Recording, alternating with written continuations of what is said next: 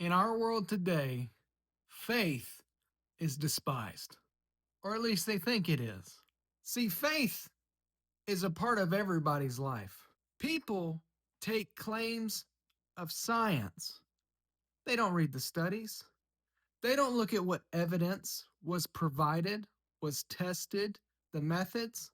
No, they hear scientists say, studies say, and they take that as gospel truth. But the Bible teaches that not only do we all have faith in something, but faith in the right thing is great.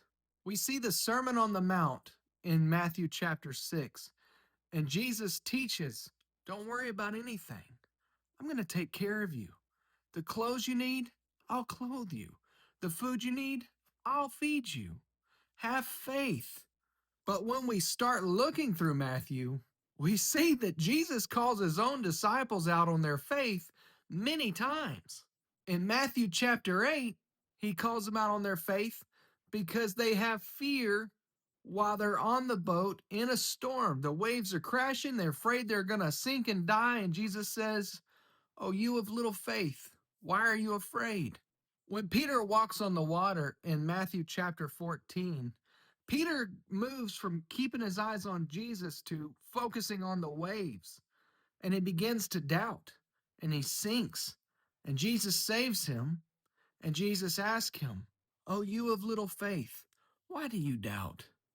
But in chapter 15 of Matthew, he says, "Your faith is great," but he doesn't say it to the disciples.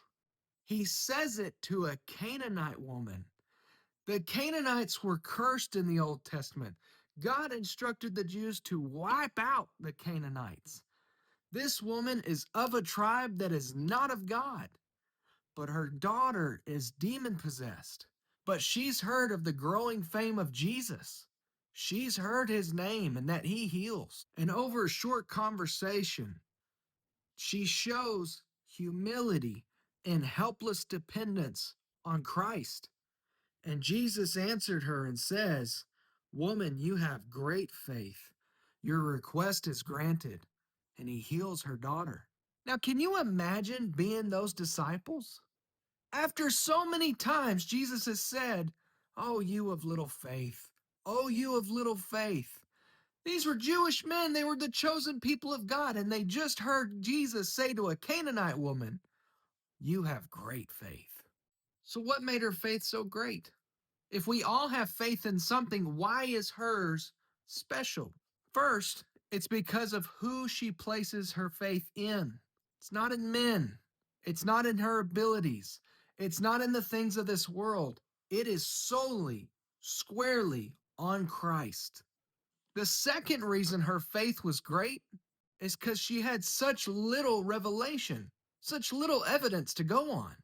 She's a Canaanite. She didn't come from the tribe of Judah who heard the stories of Moses, who was raised taking the Passover meal, reading the Pentateuch. She didn't have these things growing up. All she had was the rumors that the Jesus of Nazareth was in the area and he had the power to heal. And that was enough to take action. So, since we're all people of faith, let your faith be focused on Christ, remembering, just as the woman did, that we are not worthy, we are not special. The things of this world are transient, passing away, and they do not sustain us. We don't need the help of money and kings and governments and bread. We need the help of Christ. We need to put our helpless dependence on Christ.